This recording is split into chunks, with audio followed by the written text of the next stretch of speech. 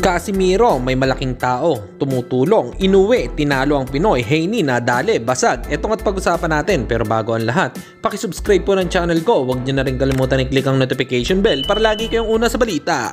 Laban ang aasahan, balita sa mga pambato na isasalang, pasabog na video, lahat yan nandito, Nino Cruz TV ang iyong paborito.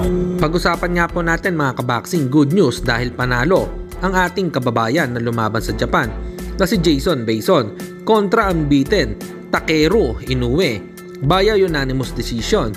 Na-retain pa din ang hawak na belt nito na WBO Asia Pacific Light Flyweight. Congratulations at hindi naging padapa sa record ng mga Hapon na laging tinatalo ang mga Pinoy fighter natin. This time ay nakabawi tayo. Samantalang matapos ngang madomina ni King Ryan Garcia itong si Devin Haney via majority decision, ay sinabi ni King Ryan Garcia na narinig niyang nabasag daw di umano ang panga ni Devin Haney. Base sa itsura ni Haney ay magang-maga nga sa suntok na inabot nito kay Garcia, bagamat pinabulaan naman ito ni Devin Haney ito at sinabing I have no broken anything or walang nabasag sa kanya at okay naman daw di umano siya.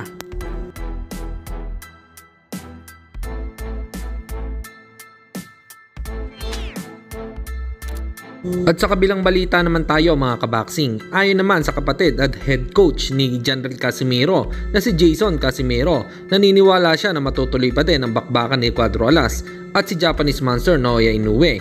Sa hinaharap, ayon sa sinabi ni Jason, sa live niya ay may malaking tao daw di umano ang tumutulong sa kanila para maganap daw ang laban na iyan. Marami daw kasing nagsasabi na mga Hapon sa bansang Japan na hindi pa sila kumbinsido na si Inoue ang hari ng Super Bantamweight Division hanggat hindi pa daw nakakalaban si Casimiro. Kasi may tumutulong sa amin na ano talaga guys.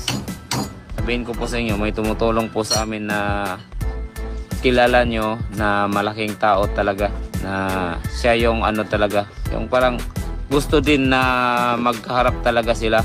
Kasi nga ang daming tao na nagsasabi kahit sa lugar nila sa Japan na parang hindi pa sila kumbinsido na si Inoue talaga yung hari ng